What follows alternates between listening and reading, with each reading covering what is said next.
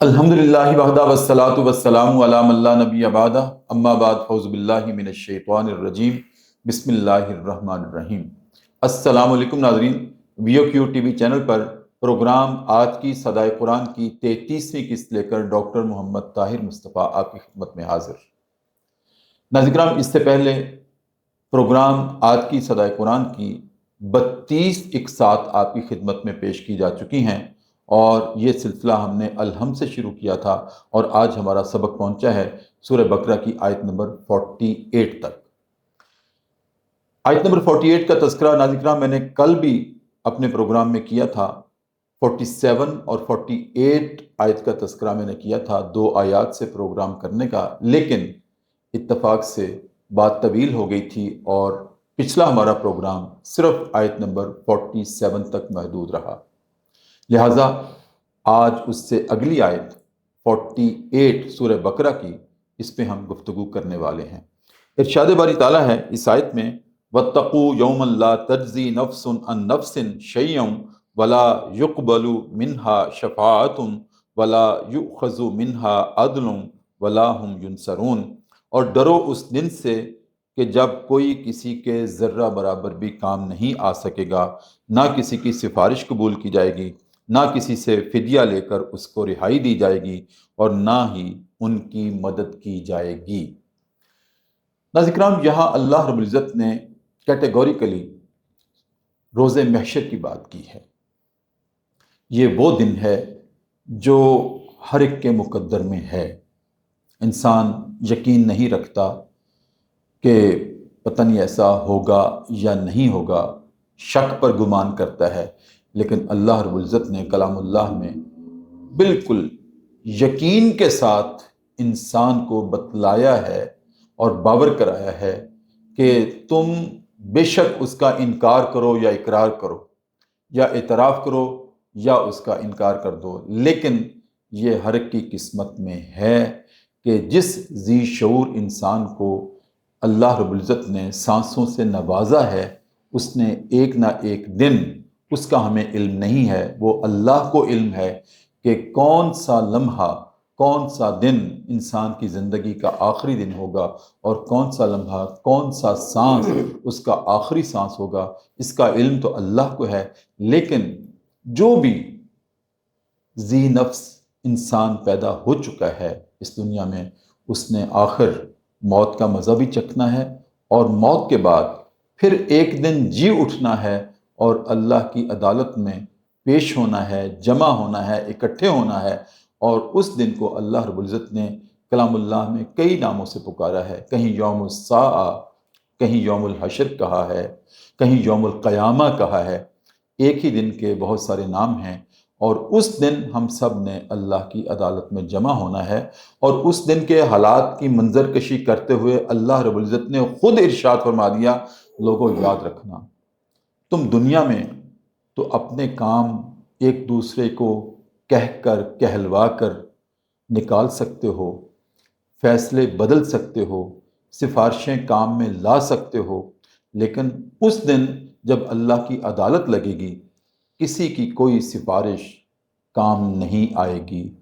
ناظرین کرام، جو کلام اللہ کا طرز اسلوب ہے، طرز تخاطب ہے، یہاں پر طرز بیان ہے، یہاں پر اس سے تو یہی لگتا ہے کہ کسی کی کوئی سفارش کام نہیں آئے گی، کسی کی کسی طرح سے مدد نہیں کی جائے گی، لیکن ہم تو آس لگائے بیٹھے ہیں کہ ہمیں تو رسول اللہ صلی اللہ علیہ وآلہ وسلم، جن کے ہم امتی ہیں، ان کی سفارش ہمارے لیے کام آئے گی، اور اللہ تعالیٰ ان کی سفارش پر ہمیں بخش دے گا۔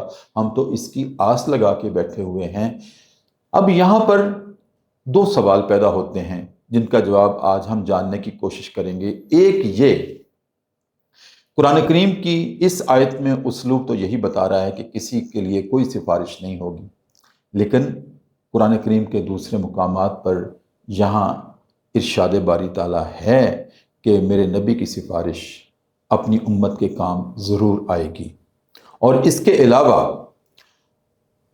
دوسرا سوال جس کا جواب اس سے بھی زیادہ بہت ضروری ہے، وہ یہ ہے کہ کیا اس دنیا کی زندگی میں انسان اللہ اور اس کے رسول کی نافرمانیاں کرتا رہے اور پھر یہ گمان رکھے کہ رسول اللہ کی شفاعت مجھے نجات دلوا دے گی روز محشر، کیا یہ ممکن ہوگا کہ انسان اللہ کی بھی عدم اطاعت کرے، نافرمانی کرے، حکم عدولی کرے اور رسول اللہ کی محبت کا دعویٰ بھی کرے اور پھر ان کی اطاعت و اتباع بھی نہ کرے اپنی زندگی کے ماہ و سال میں، اپنے زندگی کے ایام میں اور اپنی زندگی کی ساعتوں میں، اپنی زندگی کے افعال اور اقوال میں نبی کریم صلی اللہ علیہ وسلم کی اطاعت و اتباع نہ کرے، پھر بھی کیا ان کی شفاعت ہمارے لیے ہوگی؟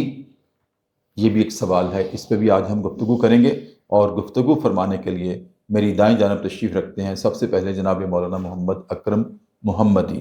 اللہ رب العزت نے ان کو قرآن کریم کا رسوخ عطا کیا ہے، ماشاءاللہ پی ایچ ڈی اسکالر ہیں، پی ایچ ڈی مکمل ہونے والی ہے اور ان کی تحقیق کا اپنا انداز ہے اور ہر وقت ان کی سوچ کا محور قرآن کریم رہتا ہے۔ ہمارے پروگرام کی زینت ہے۔ السلام علیکم۔ وعلیکم السلام ورحمۃ اللہ وبرکاتہ۔ کیسا مزاج ہے؟ ٹھیک ہے، شکراً جزیلا۔ ناظرین کرام، میرے دوسرے مہمان جو مولانا اکرم محمدی کے ساتھ تشریف رکھتے ہیں اور وہ ہیں جناب مفتی حسان ادریس عبدالسلام۔ آپ استاد بھی ہیں اور خوبصورت آپ اوریٹر بھی ہیں، گفتگو بھی کرتے ہیں، جو شیلی گفتگو ہوتی ہے ان کی ہمارے پروگرام کی زینت ہوا کرتے ہیں۔ السلام علیکم ورحمۃ اللہ۔ وعلیکم السلام ورحمۃ اللہ۔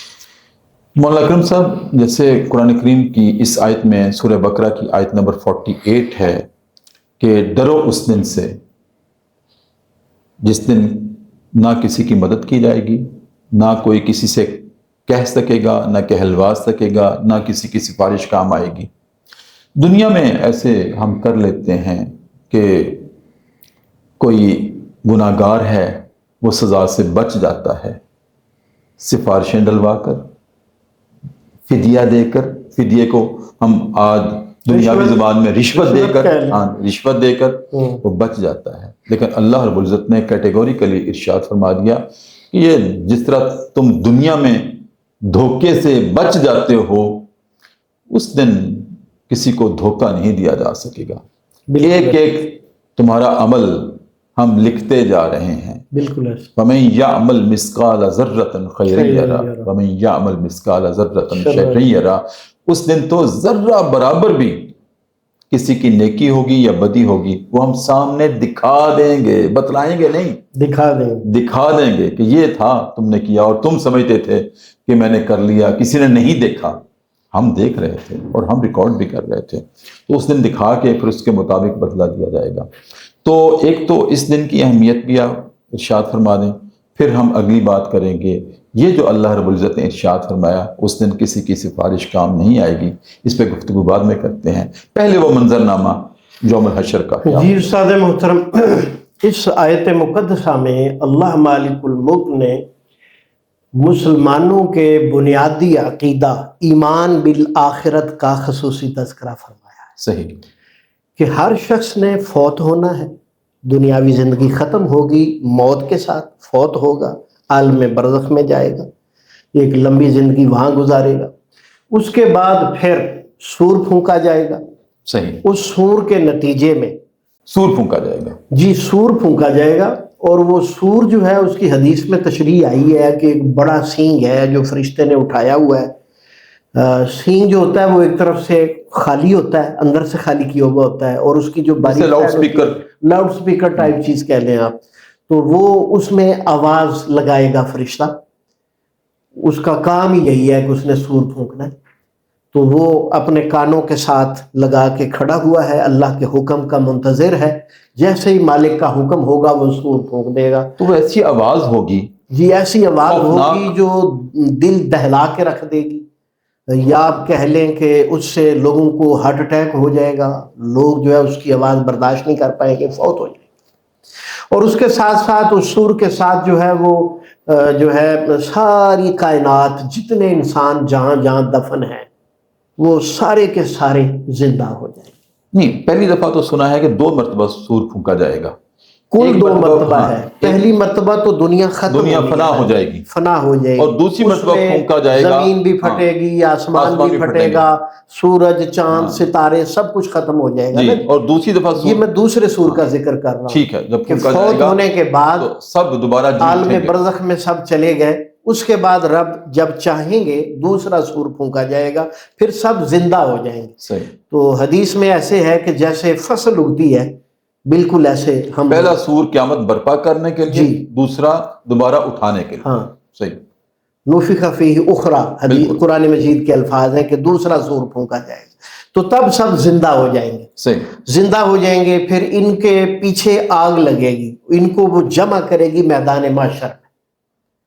میدان محشر میں جمع ہوں گے سب، اور وہاں جو ہے وہ ایک لمبی حدیث ہے، اگر اس کا ہم تذکرہ کریں گے تو پروگرام ہمارا سارا ختم ہو جائے گا. میں اس کی طرف نہیں جانا چاہتا. تو بس اختصار اس میں یہی ہے کہ جب سب میدان محشر میں جمع ہو جائیں گے تو وہاں اللہ رب العزت محمد کریم صلی اللہ علیہ وسلم کی سفارش سے حساب و کتاب شروع فرمائیں گے. اور حساب و کتاب جب شروع ہو جائے گا تو پھر جس کو اعمال نامہ دائیں ہاتھ میں ملے گا وہ جنت میں جائے گا، جسے اعمال نامہ بائیں ہاتھ میں ملے گا یا کمر کے پیچھے ملے گا. یہ بھی ایک قرآن مجید میں صورت ہے، ورائے ظہری کے الفاظ ہے کہ اعمال نامہ کمر کے پیچھے سے ملے گا. ان کا دایاں ہاتھ شل ہو جائے گا، وہ بائیں ہاتھ سے پیچھے سے پکڑے گا. تو ایسی بھی صورت ہے قرآن مجید میں. تو اعمال نامہ ملنے کے بعد نیک ہے تو جنت میں جائے گا، برا ہے گناہ گار ہے بائیں ہاتھ والا ہے تو وہ جہنم میں سزا بھگتنے جائے. ٹھیک ہے مولانا اکرم صاحب، اس پر نا میرا ایک اور سوال ہے. جی. میں ذرا مفتی صاحب کی طرف ہوں، پھر واپس جب آپ کی طرف آتا ہوں تو پھر عرض کرتا ہوں. مفتی صاحب آپ کیا فرمائیں گے، یہ جو روز محشر کا مولانا اکرم صاحب نے نقشہ کھینچا ہے، کوئی مزید آپ اس میں ایڈ کرنا چاہیں بات کو کہ کیا منظرنامہ ہوگا؟ جی بسم اللہ الرحمن الرحیم. سبحانک لا علم لنا الا ما علمتنا. پہلے تو ڈاکٹر صاحب آپ کا شکریہ ادا کرتا ہوں آپ کے پروگرام کا، اور یہ پروگرام جو سب کا سورہ الحمد سے شروع ہوا، آج الحمدللہ سورہ بقرہ کے 48 پہ پہنچ گئے. انشاءاللہ ایک وقت آئے گا سورہ ناس تک پہنچے گا انشاءاللہ. اور اللہ تعالیٰ اس پروگرام کے اندر برکت عطا فرمائے. 6 بروں میں اعظموں میں دیکھنے والا یہ یوٹیوب کے اندر جو ایسا منفرد پروگرام ہے جو سب کے لیے ایک ہدایت نامہ ہے ماشاءاللہ. اگر ہم سب نے جو بات کی آخرت کی ہولناکی کی، اس ہولناکی کا منظر ایک ایسا منظر ہوگا کہ جو انسان اپنے لفظوں میں بیان کرنا چاہے وہ بیان ہو نہیں سکتا.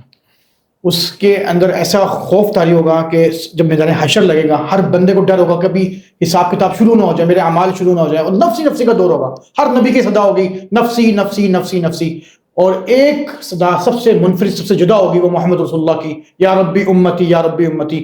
پھر وہ اللہ کے ہاں سجدہ ریز ہوں گے، اور اس کے بعد پھر حساب کتاب کا عمل شروع ہوگا. اور پھر اس کے بعد پھر معاملہ چلے گا حساب کتاب کا جو محشر میں، کہ جو اللہ تعالیٰ جو ہے وہ سب کے اعمال ان کو دکھایا جائے گا. جیسے وہ کوئی ریکارڈنگ کرتا ہے کسی یو ایس بی میں، چھوٹے سے اندر ساری چیزیں ریکارڈ ہو جاتی ہیں، سارا چیز. یعنی قرآن مجید اس کا نقشہ کھینچتا ہے کہ نہ کوئی چھوٹی چیز کے اندر جو ہے وہ ختم کی گئی ہے، نہ اس میں بڑی چیز کا کس کا اضافہ کیا ہے. ہر چیز یعنی آج پڑھتا جا، شرماتا جا، اپنے اعمال کو پڑھتا جا. وکفا بنفسی کا یوم حسیب، آج تو اپنے اعمال کا خود محاسبہ کر. یہاں جو آیت آئی ہے اس وقت، یہ جو آیت ہے سورہ بنی اسرائیل کی، یہ 48، بنی اسرائیل کی بگاڑ کی ایک سب سے بڑی وجہ، سب سے بڑی اور بنیادی وجہ آخرت کے متعلق، آخرت کے متعلق، حشر کے متعلق، قیامت کے متعلق ان کے عقیدے میں خرابی آ گئی تھی کہ ہم جو ہے وہ نبیوں کے اولادیں ہیں، ہمیں یہ بخشوا دیں گے، ہمیں جو ہے چھڑوا دیں گے. اس بگاڑ کے نتیجے میں ان کے عمل میں خرابی آئی، اور عمل کے خرابی ہونے کے نتیجے میں یہ آخرت سے غافل ہو گئے. اسی لیے اللہ تعالیٰ نے کو نعمت یاد دلائی، اور اللہ تعالیٰ ہمیں بھی مخاطب کر کے فرما رہا ہے. یعنی ہمارے لیے پیغام ہے کہ جس طرح بنی اسرائیل نے اللہ کی نعمتوں کی ناقدری کی، ناشکری کی، آخرت کے ایمان اور عقیدے کو انہوں نے بھلا دیا، اللہ سے ملاقات کو بھلا دیا. یہ آیتیں آئی نا، اللہ سے ملاقات کرنے کا معاملہ. اللہ سے ملاقات تو مومن کی شان ہے، اللہ سے ملاقات تو مومن کا تحفہ ہے. اللہ سے ملاقات، اللہ کا دیدار حضور صلی اللہ علیہ وسلم کے ساتھ جنت میں، یہ تو ہمارا مقصد حیات ہے. ہم تو زندہ ہی اسی لیے ہیں کہ ہم وہاں جائیں گے. تو اصل میں وہ جو ہولناکی کا منظر جو قرآن نے کھینچا ہے وہ مختلف حدیث میں آتا ہے، وہ زبان درز جاتی ہے اگر اس کے اندر بندہ یقین کرے. اس لیے ہمارے ایمان کا حصہ ہے کہ اگر میں اللہ کو مانتا ہوں، اللہ کے رسول کو مانتا ہوں، کتابوں کو مانتا ہوں، فرشتوں کو مانتا ہوں، تو میں لا محالہ آخرت کو بھی مانوں. اگر میں آخرت کو نہیں مانتا تو میں کس بات کا مومن، میں کس بات کا مسلمان، میں کس بات کا یہ کہ میں نبی زادہ ہوں. تو یہ اصل میں ان کے خرابی کا ذکر کرنا اور اس آیت کے ساتھ پچھلی آیت کو ملائیں متصل تو سمجھ میں آئے گی کہ یہ انہوں نے ناقدری کی نعمتوں کی، اور ساتھ یہ کہ اللہ کو بلا دیا، اللہ سے غافل ہو گئے. اور پھر یہ کیوں آتی ہیں؟ گناہوں کی جب انسان کے اندر بہت زیادہ جو ہے بھرمار آ جائے اور دنیا کی محبت آ جائے، اللہ تعالیٰ سے ملاقات سب سے بڑی تو نعمت ہی ہے یہ مسلمان کی، مومن کی، کہ ملاقات اللہ سے ہے، اللہ کا دیدار و آخرت کا یقین ہو. ٹھیک ہے مولانا اکرم صاحب، آپ نے گفتگو میں بات کی تھی کہ جب انسان طویل عرصے کے لیے برزخ میں جائے گا. جی جی. اچھا یہ بتائیں کہ یہ طویل عرصہ جو ہے گناہگار انسان کے لیے اور نیک انسان کے لیے یہ کیسا ہوگا؟ اس حوالے سے فیصلہ تو روز محشر ہونا ہے، جی یقیناً، جنت یا دوزخ. جی جی جی. لیکن یہ جو انٹرم پیریڈ ہے، جی جی جیسے جیل سے پہلے حوالات، بالکل بالکل یہ ایسا ہی ہے. آپ نے بہترین مثال دی اس کی. ہے نا؟ میں عرض کرتا ہوں جی سوال. چلو یہ تو ہوگی مثال گناہگار کے، جی جی. اور نیک انسان کے لیے جنت سے پہلے ریسٹ ہاؤس، ریسٹ ہاؤس، بالکل صحیح فرمایا دنیا میں بالکل سبحان ایسے، اللہ. بالکل ایسے. یا سزا سے پہلے جو الٹیمیٹلی سزا ہوتی ہے کہ نظر بند کر دیا گیا اتنے سال تک، لیکن اس سے پہلے جب تک مقدمہ چلتا ہے تو ریسٹ ہاؤس میں رکھا جاتا ہے، گیسٹ ہاؤس میں رکھا جاتا ہے.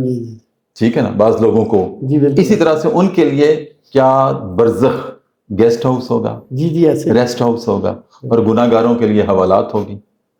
وہ کون سا جنت کی سیج ہوتی ہے؟ جی استاد محترم، اس حوالے سے میں دو باتیں عرض کرنا چاہتا ہوں. پہلی بات تو یہ ہے کہ قرآن مجید کے یہ جو الفاظ ہیں نا، لا تجزی نفس عن نفس، اس کی میں وضاحت کرنا جی چاہتا ہوں.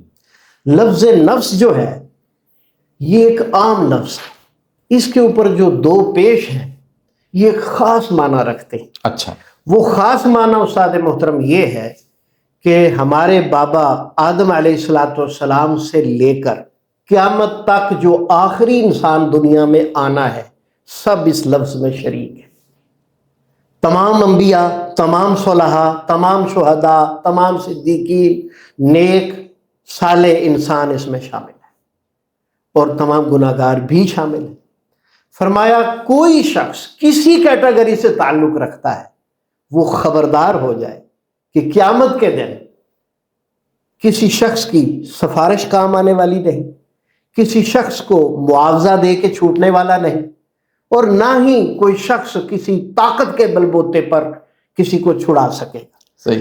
گرفتار شخص کی تین ہی حالتیں ہوتی، یا تو آپ سفارش کر لیں، یا آپ رشوت دے کے چھڑا لیں، یا کوئی زبردست بندہ اپنی طاقت اور اپنی فوج کو لے آئے اور لڑائی کر کے چھین کے لے جائے. تو قیامت کے دن یہ تینوں کام نہیں ہو سکتے. تو یہ رب العزت نے تمام انسانیت کا ورلڈ ویو کلیئر کیا ہے. اللہ رب العزت کہتے ہیں کہ جو دنیا کے معاملات ہیں وہ دنیا میں رہ جائیں گے، جب میرے پاس آؤ گے ولا یظلم ربک احد، تیرے رب نے کسی پر ظلم کرنا ہی نہیں. تو رب العزت کے انصاف کا مظہر اس آیت میں ہے. رب العزت نے قیامت کے دن جو انصاف کرنا ہے اس کا مظہر اس میں ہے. اور دوسرا سوال استاد محترم آپ کا کیا تھا اس حوالے سے؟ وہ یہ تھا کہ برزخ کا عرصہ. ہاں برزخ والا. تو اس کی مثال تو آپ نے خود ہی حل کر دی، میرے لیے تو آسانی فرما دیا آپ نے جی، کہ مجرم کے لیے جیل خانہ ہے اور اس سے پہلے حوالات. ایک آدمی کے لیے جو ہے وہ ایک ریسٹ ہاؤس کی ایسی ایک کلاس جو جیل میں ملتی ہے جہاں تمام سہولیات ہوتی ہیں، بالکل ایسے، اور اس سے پہلے گیسٹ ہاؤس میں ہوتا ہے، نظر بند ہوتا ہے. جی. اس حوالے سے نبی مکرم صلی اللہ علیہ وسلم کا ارشاد مبارک ہے کہ جب آدمی نیک ہوتا ہے تو عالم برزخ میں اس کی قبر جہاں ہوگی، وہ قبرستان میں ہے، قبرستان سے زمین کا باہر گڑھا ہے، ضروری نہیں کہیں ہے، بھی ہے، کہیں بھی ہے، قبر بھلے نصیب نہیں بھی ہوئی، وہ جہاں بھی ہے، جہاں بھی ہے وہ اس کے لیے قبر ہے. ہاں جی، اس کے لیے وہ قبر ہے.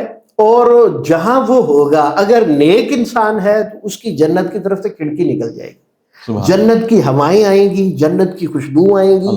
اور اسے خاص طور پر شہید برادری کو ایک پرندوں کا جسم عطا کیا جائے گا. رب کے عرش کے نیچے ان کی قندیلیں لٹک رہی ہوں گی، وہ جنت کے میوے پھل کھائیں گے اور رحمان کے عرش کے نیچے استراحت کریں گے. یہ نیک لوگوں کے لیے ہے. اور جو برے لوگ ہیں ان کے لیے جہنم کی طرف کھڑکی کھل جائے گی. اور وہ کھڑکی کیسے کھلے گی اس کا تصور ہم نہیں کر سکتے، کیونکہ ہمیں یہ ہماری عقل محدود ہے، ہمارا علم بھی محدود ہے۔ تو تصور کریں کہ ایک شخص قبرستان میں سینٹر میں ہے، وہ نیک آدمی ہے، چاروں طرف اس کے گناہ گار لوگ ہیں، تو ہم کس طرح مانیں کہ اس کی کھڑکی کدھر نکلے گی؟ یہ تصور سے بھی بالاتر ہے۔ مالک نے فرمایا، اللہ کے نبی نے ہم تک پہنچایا، تو ہم اس کو مانتے ہیں۔ اس کی حالت اور کیفیت کچھ بھی ہوگی، ہم اس پر ایمان لاتے ہیں، اس کا شعور نہیں، ہم اس پر ایمان لاتے ہیں، ہمیں اس کا شعور نہیں ہے، ہم سمجھ نہیں پاتے، ہماری سمجھ ناقص ہے، عقل ناقص ہے۔ تو اگر اسی طرح اگر گناہ گار آدمی سینٹر میں ہے اور باہر چاروں نیک ہیں، تو گناہ گار آدمی کی کھڑکی کیسے جہنم میں نکلے گی اور باہر والوں کی جنت میں کیسے نکلے گی؟ تو اللہ رب العزت نے فرمایا من ورائہم برزخ، یہ ایک پردہ ہے جو تمہاری سمجھ سے بالاتا ہے، یہ مالک کا نظام ہے، وہ جانتا ہے۔ تو یہ نبی علیہ السلام نے آلریڈی اس کی وضاحت فرما دی۔ بالکل ٹھیک۔ ناظرین کرام، بہت خوبصورت وضاحت ہوگی۔ اسی کے ساتھ ہمارا آج کا پروگرام اپنے اختتام کو پہنچتا ہے۔ اپنے میزبان ڈاکٹر محمد طاہر مصطفیٰ کو اجازت دیجیے۔ VOQ چینل کو سبسکرائب کیجیے گا اور اس کی صدا پہ لبیک کہیے گا، تبھی ہمارا مقصد پورا ہوگا۔ اسی کے ساتھ ناظرین کرام، اللہ حافظ۔